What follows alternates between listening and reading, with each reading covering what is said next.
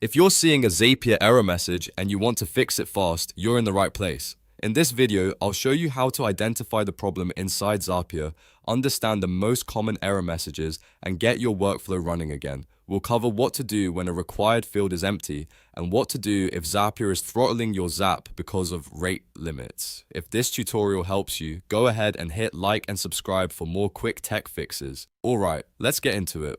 First, go to Zapier and sign into your account. Once you're inside, click on Assets, then click on Zap Workflows. This is where you'll be able to review the workflow runs and find the exact place where the issue happened. Now, click on the failed run. Zapier will show you the run history, and this is where you want to focus on the specific step that errored. Don't guess at the problem, because the failed step usually tells you exactly what went wrong. Open that broken step and read the error message carefully. One of the most common issues you'll see is required field is empty. If that happens, it means Zapier was expecting data in a field, but nothing was passed through. To fix that, open the broken step and make sure text or dynamic data is mapped correctly into every mandatory field. Go field by field and confirm that nothing is left blank. If there's a required input, fill every field before testing again. This is especially important when you're pulling data from another app, because sometimes a trigger step does not send everything you expected. If needed, go back to the previous step and verify that the data is actually being captured there. Now, another common issue is throttled by Zapier or rate limits. This usually means your Zap is sending too many requests too quickly, or the app you're using has hit its limit.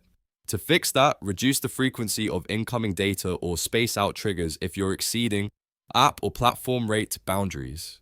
In some cases, you may need to add delays, batch actions, or lower how often the Zap runs so it stays within the allowed limits. If you're not sure whether the issue is with Zapier itself, there's one more thing you should check.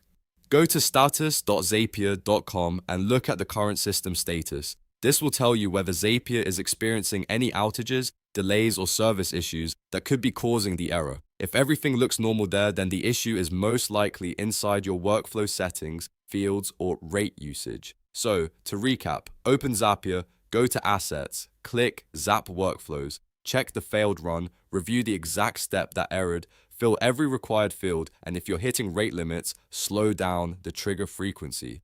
Then check status.zapier.com for any platform issues. With those steps, you should be able to solve most Zapier error messages and get your automation working again. If this video helped, please like the video and subscribe for more simple step-by-step tutorials.